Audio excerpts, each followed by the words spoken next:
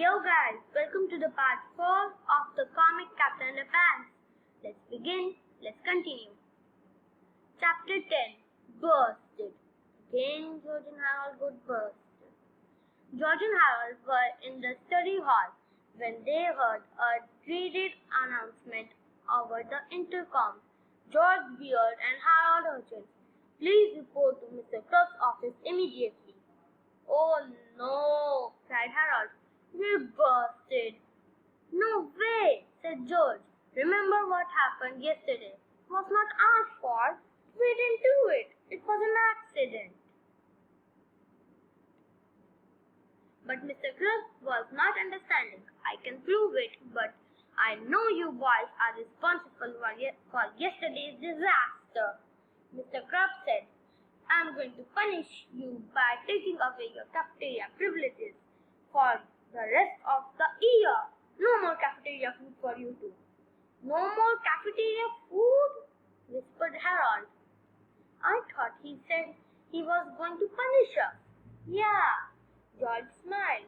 Maybe if we're really bad, he'll take away our homework privileges too. I heard that, screamed Mr. Crubb. From now on, you boys are going to have to pack your own lunches and eat it in my office so I can keep an eye on you. Rats, said Harold.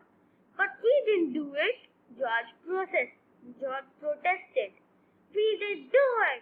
Too bad, Bob, said Mr. Crubb. Boy, said George, this is probably the first time we've gotten in trouble for something we didn't do. Unless you count all those times we didn't do our homework, said Harold. Oh yeah, said George. Chapter 11, Brown Bagnet. The next day, George and Harold each brought their own sandwiches to Mr. Crubb's office for lunch. I'll trade you half of my peanut butter and gummy worm sandwich, said George, for half of your tuna salad with chocolate chase and miniature marshmallow sandwich. Sure, said Harold. You want some barbecue sauce on that? You guys are disgusting. You kids are disgusting, said Mr. Crubb. Mr. Crubb shouted. Soon George and Harold were munching on potato chips and whipped cream and chocolate sprinkles. Mr. Crubb was turning green. What's for the dessert? Asked Harold. Hard-boiled eggs dipped into hot fudge and scraped, said George. Ah! Screamed Mr. Crubb. I can't stand it anymore. He got up and stumbled out the door for some fresh air. You know, said George, now that Mr. Crubb is gone, we can run to the cafeteria and change the letters around the lunch sign. Cool, said Harold. Potato chips. Today's lunch: freeze-dried hamburgers, Boston baked boogers, zombie nuts, milkshakes. So George and Harold sneaked to the cafeteria, but when they reached the lunch sign, they were a bit confused. What's going on here? Said George. It looks like somebody already changed the sign, said Harold. Forget the sign, said George.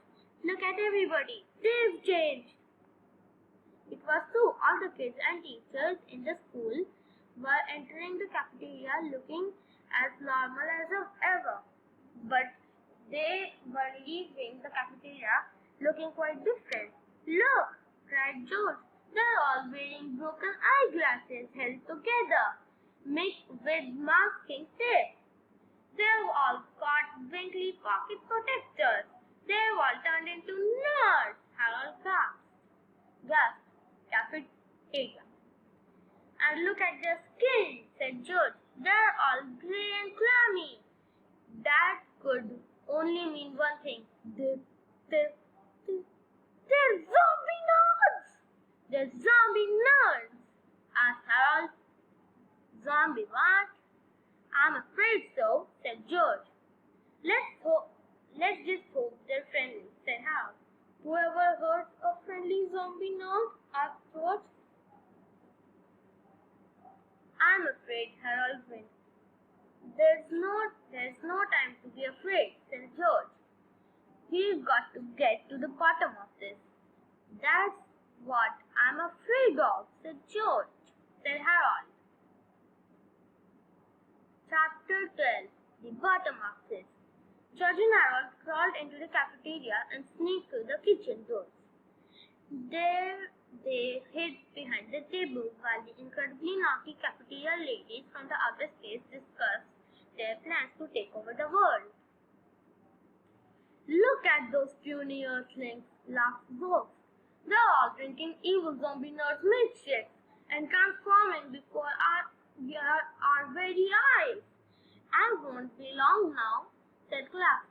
Tomorrow we'll feed them super evil rapid growth juice.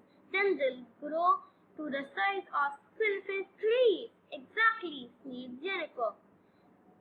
Then we will unleash our giant evil zombie nuts upon the earth, and soon the planet will be ours.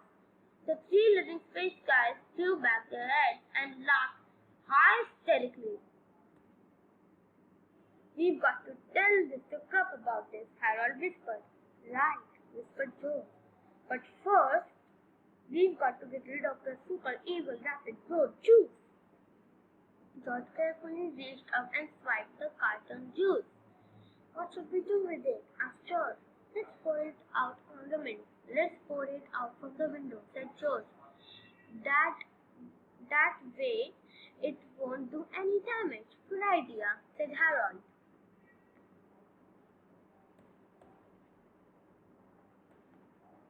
While the naughty cafeteria ladies continued laughing, George quickly emptied the carton of super evil rapid growth juice out the window.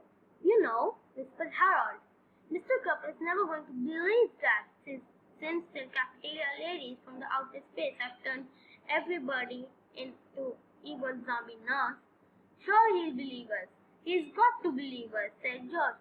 I hope he believes us. Chapter 13. He doesn't believe them. What? That's the most ridiculous story I've ever heard, laughed Mr. Krupp. But it's true, cried Harold. Yeah, said George. Everybody in the entire school is an evil zombie nerd. The kids, the teachers, everybody. All right, said Mr. Krupp. I'll prove it to you. He pressed the button on his intercom and called the secretary. Soon Miss Entrop entered the room. She was dressed in a pink polka dot pastel-eye dress with orthopedic knee-high stockings and ugly brown arched support lofters. See, said Harold, she dressed like a nerd. She always dressed like that, snapped Mr. Krupp. But she's grey and clammy and reeks of filthy zombie scent, cried George. She always smells like that, Mr. Krupp argued, and she's always grey and clammy too. George and Harold had to admit that school secretaries were not very good subjects to compare and contrast with evil zombie nuts. But then Mr. Apnot leaned over and took a huge bite of Mr. Krupp's dress. Must destroy Earth, she moaned as she took another bite. Even Mr. Krupp had to agree that Mr. Infra was acting a bit more evil than usual. Munch, munch. So George and Harold took Mr. Krupp down to the cafeteria in comfort the evil lunch ladies. Suddenly, out the shadows stepped the evil Zogs Gotcha. Zog cried and he grabbed onto Harold's shoulders. Ah! Screamed Harold. He squirmed away, pulling Zog's gloves off and revealing two slimy green tentacles. See, Mr. Fox, said George. We told you they were space guys. You fools, screamed George. Now we will destroy you. The evil Zog pointed his tentacles at George and Harold and Mr. Krupp and snapped his fingers. Snap! Suddenly, Mr. Crab began to change. Change! Change! A heroic grin spread across Mr. Crab's face and threw out his chest and placed his fist firmly at his side, looking quite triumphant. Uh-oh, said George. That evil space guy just snapped his fingers. Now Mr. Crab is turning into you-know-who. Hey, wait a second, said Harold. Tentacles don't have fingers. You can snap a tentacle. There is no time to argue the physical improbabilities of the story, said George. We've got to stop Mr. Crab from changing into Captain Underpants before it's too late. Chapter 14. It's too late. Guys, we will continue in the next part of the story, part 5. So we will meet you